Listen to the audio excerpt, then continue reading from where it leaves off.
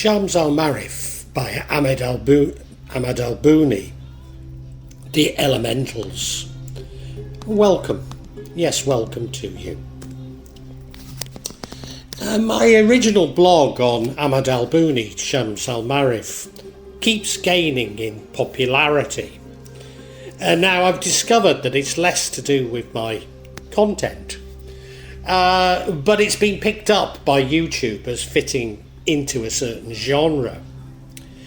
Well, I do very badly with the YouTube algorithms, so whilst I want to keep my content somewhat unique and outside the boundaries imposed by YouTube, if me issuing more vlogs on Shams al-Marif will help me to get viewers, then it's not really a compromise. But I'll only issue them, and I'll only keep issuing them if I've got something sensible and somewhat different to say. In my update, some further thoughts, I mentioned that some of the Tawis are devoted to the elementals. And in this vlog, I thought it might be useful to expand on what I meant.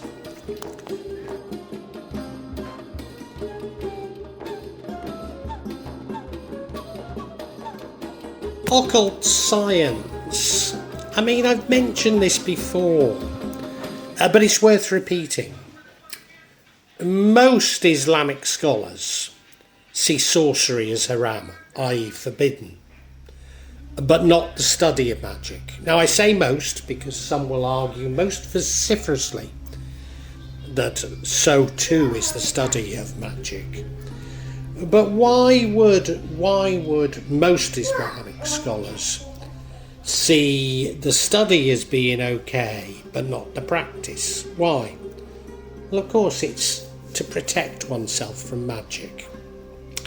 So using the 99 names of Allah, even when placed in Tawis in a way that seems somewhat occult or somewhat hidden, is traditionally not seen as magic, but as a part of Islam itself, particularly by Sufis and Shias. So you can tell that those that would argue against it are really just simply trying to have a go at Sufis and Shias, who certainly together are the majority of Muslims. Despite what YouTube posts would have you believe, if only by their volume rather than the power of their argument. But then, of course, it's always loudest at the shallowest end of the pool. Traditionally, Islamic scholars would be taught mathematics, astrology, astronomy, and I use the word geomancy, but what I actually mean is there was a tradition of seeing mystical qualities or special qualities to the letters of the Arabic alphabet, as though they were all simply a science, and a science that was all joined together rather than the sort of rather than the way that the Enlightenment breaks things apart so there is no whole, atomizes science. By their nature, some were hidden. So, hidden, occult means hidden, so some were hidden. And probably only the well-educated could possibly comprehend what were often complex theories and practices. Although, of course, there are books, not that many, but there are books like Shams al-Marif, and contrary to popular opinion, it's not universally banned across the Muslim world.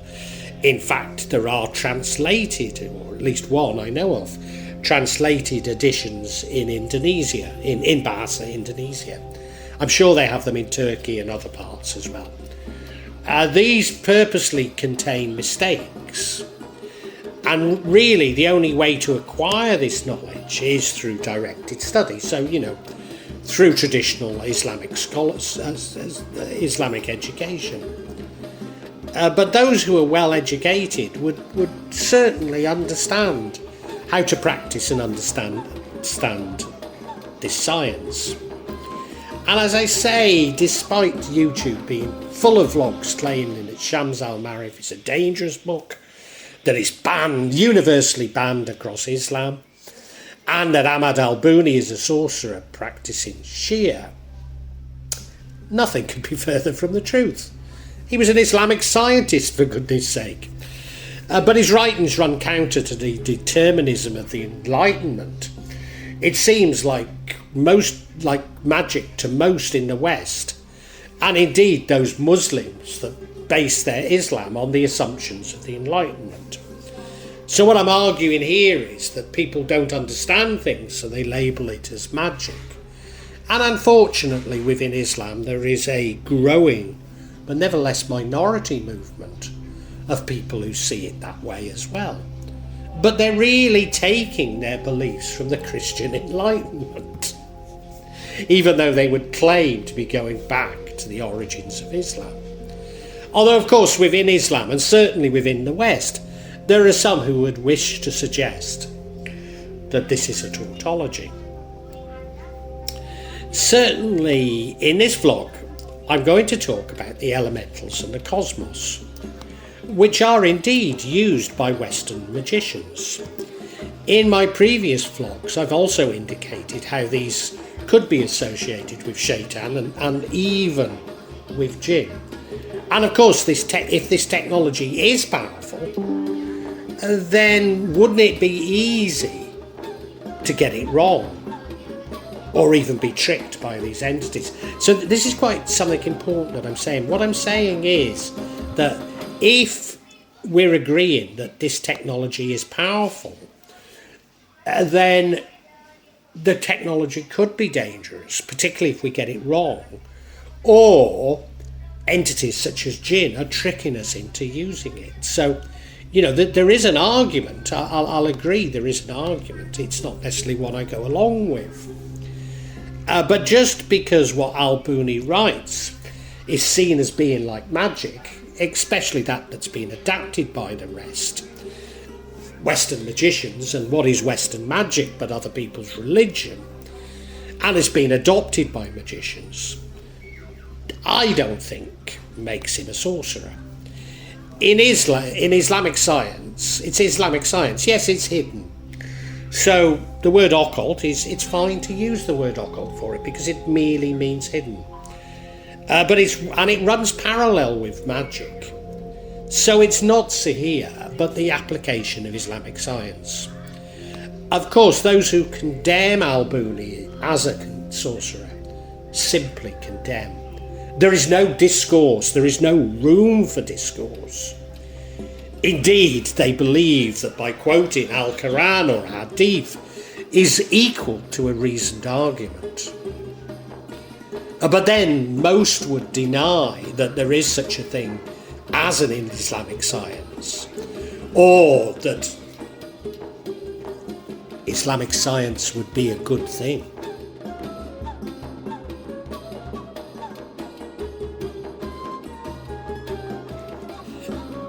The cosmos.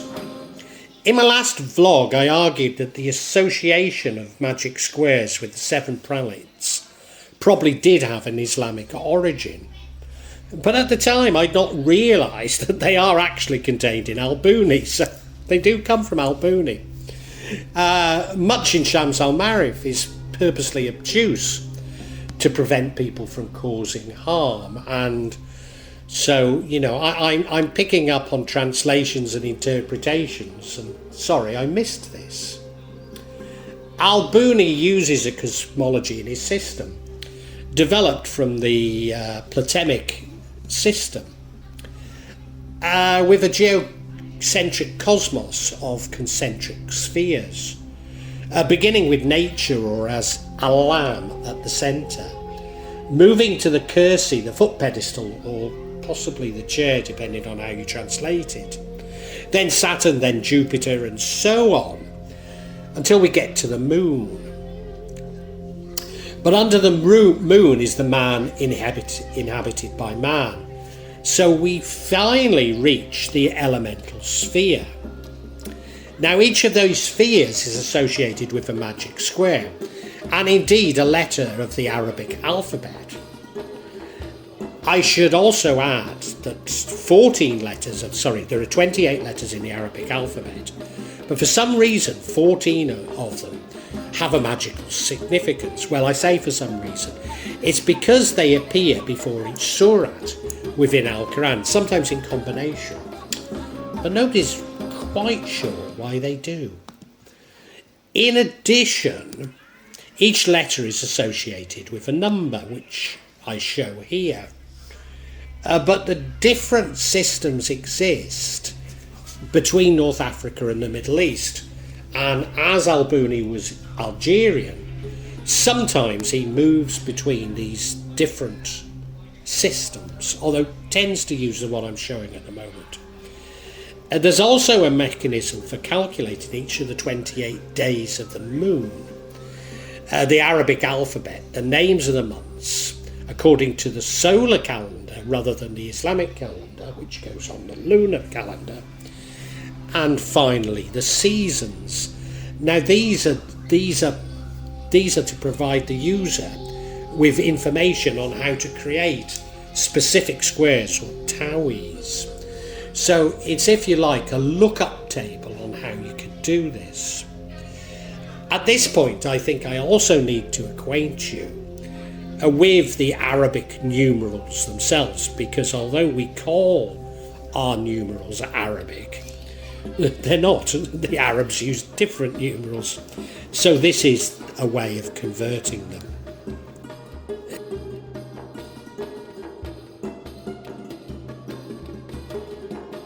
The elementals. Al Buni doesn't start his explanation with the simple 3x3 magic squares, but with the 4x4 magic square, or to use its true name, the Latin square. And that's because the 4x4 is associated with the elementals. And so too are the letters of the alphabet, as I show here. Certain cells within the 4x4 magic square, or Latin square, are associated with each of these elementals. In which cell the number 1 occurs provides the association with the elemental, and that's shown here. But these aren't quite used in the way that a magician, Western magician would. Although Al Buni does claim that incredible things can occur. So we're back to this argument. Either it works or it doesn't. And if it does work, then theoretically, of course, it could be dangerous. Yeah. So I'm not disagreeing with the argument that it could be dangerous. And indeed, why would Al Buni go to the trouble of purposely putting mistakes in Shams al-Ma'arif if he didn't believe it was dangerous?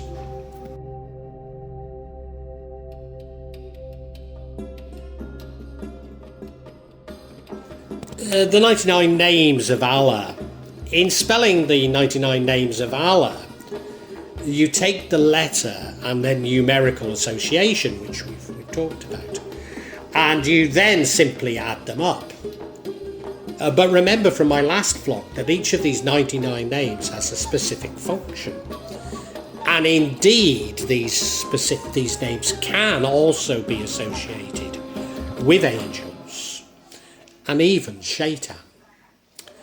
So to construct a square, you have to get the verticals and the horizontals, and indeed the diagonals in a true magic square, to add up to this number. But taking the 4x4 Latin square elementals example, how you choose to propagate this square will correspond to a specific elemental. So how do you work out which elemental you want to use? Well, you do this by taking the name of the person you're constructing the square for and their mother's name. Now, yet again, I mean, this might have come from,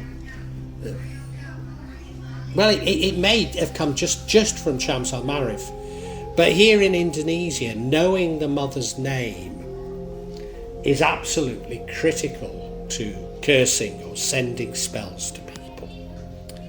So one's birth date and one's mother's name are absolutely critical. Maybe it comes from Shams al-Marif.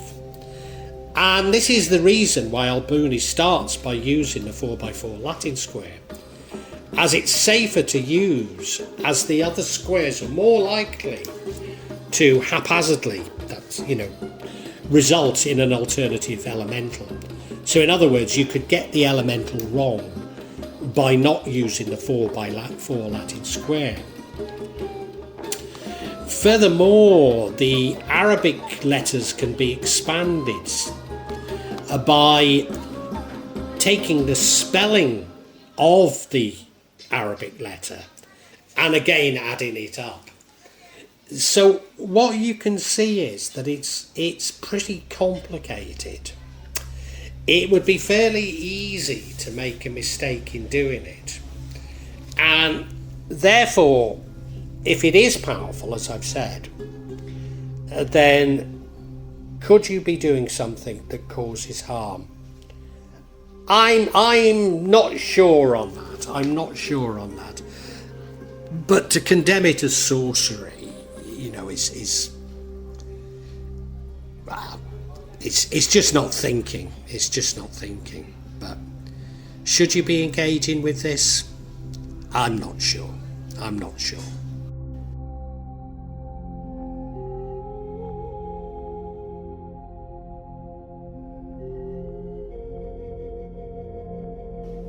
Well, I really hope you've enjoyed this vlog and that, not only got something out of it, but provoked thoughts.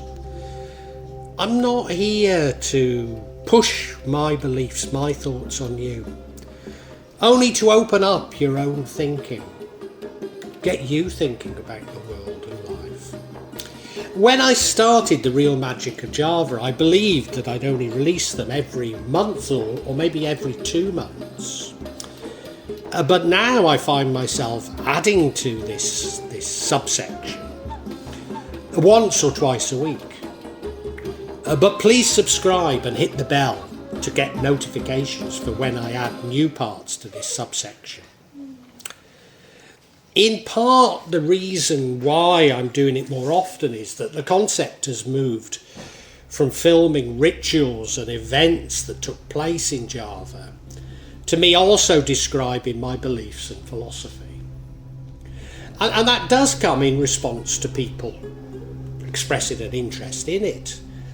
But of course, me actually seeing rituals and events really doesn't happen so often. What I would say to you is that there's no attempt at subterfuge on my behalf. And when I do experience rituals, I will include them for you to see. And as I say, there's no way I'm trying to mislead you. And if I believe there is subterfuge, if I uncover it, I will point it out to you. I'm trying to be as honest as I can be. Now, please make comments, please ask questions, and I'll try to be as honest and open with you as I can be. Of course, there will be some of you who disagree with me, particularly when I talk in terms of my own beliefs, my own feelings. And, you're welcome to alternative feelings, and we can agree to disagree. Sometimes I find that people on YouTube can be unnecessarily attacking and aggressive, and at times I don't restrain myself enough, and I apologise, but it's not my intention to put anybody down, I know what I talk about can be emotive, and it can be challenging to your beliefs. But, I'd love to enter an open discussion, a heartfelt discussion. But unfortunately, I often come across things that are, especially when people quote the scriptures to me, I've just no idea where it takes us, Because I'm speaking from the heart, sorry, if you want to quote the scriptures at me, do so, but it doesn't have much impact on me, I personally have no desire to impose my feelings on you, and I suppose when people try to do it to me, it washes off, All I'm trying to do is I'm trying to share my feelings with you, and I'd love an open discussion on feelings. I really would love it, you know. And sorry if I don't always react as best I should. I try and cure this in myself, but I think this is part of the sort of narcissism of social media that I talk about so much in this subsection. So look, if you've enjoyed it, I really urge you to listen to other sections on this channel, particularly the 4 audio books that I've uploaded onto this channel. Yes, they are in a novel format, they are novels, but they go into much greater depth than my thoughts and feelings. Now, what I would say to you is these are sequential, so my thoughts and feelings develop as we go through each chapter and each book. So it does begin with 1.1, the Chinese cemetery. But, you know, hey, it's up to you. Feel free to dip in as you wish, as you want. And, you know, really heartfelt thanks for listening to this. And I really want to say a great big thank you, and God bless you.